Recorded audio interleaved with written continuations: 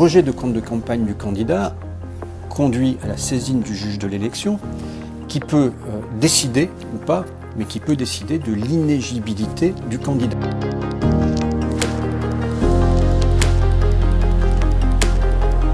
Il faut parler à ce stade des sanctions possibles. Il y a des sanctions qui concernent l'élection et des sanctions qui concernent le candidat. Pour l'élection, on a le juge de l'élection qui peut saisir d'un moyen en ce sens. Requalifier une action de communication en campagne de promotion prohibée ou estimer qu'une campagne de communication a été une aide prohibée au candidat. La première étape pour le juge administratif, c'est de savoir si on est face à une action de communication prohibée. Donc le premier enjeu, c'est de ne pas avoir cette caractérisation, cette qualification. À supposer que le juge estime qu'on est dans une action de communication prohibée, eh bien ça peut conduire à l'annulation de l'élection, mais à condition qu'il y ait un faible écart de voix. C'est-à-dire que la caractérisation de l'action de communication ne débouche sur l'annulation de l'élection qu'en cas de faible écart de voix. La deuxième série de conséquences, c'est pour le candidat. Une action de communication qui est réintégrée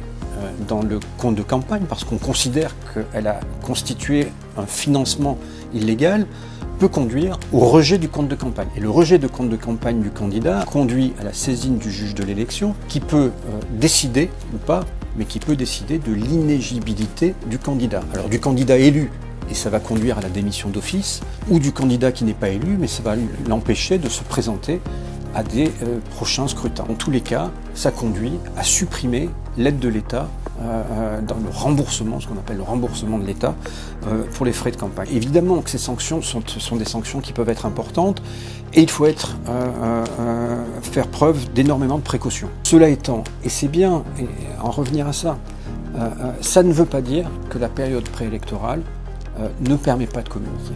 Dans l'accompagnement qui est le nôtre, des collectivités dans cette période, nous faisons en sorte, avec les élus que nous accompagnons, de regarder comment il est possible de communiquer. La tentation de ne pas communiquer parce qu'on a peur des sanctions possibles, je la comprends, mais nous essayons de faire en sorte d'accompagner la collectivité pour qu'elle communique jusqu'au bout. Mais par communication, et j'en reviens à l'essentiel, c'est bien une communication institutionnelle, c'est bien une communication neutre, c'est une communication sur l'exercice normal du mandat, ce n'est pas une communication qui doit être un pas dans une campagne électorale.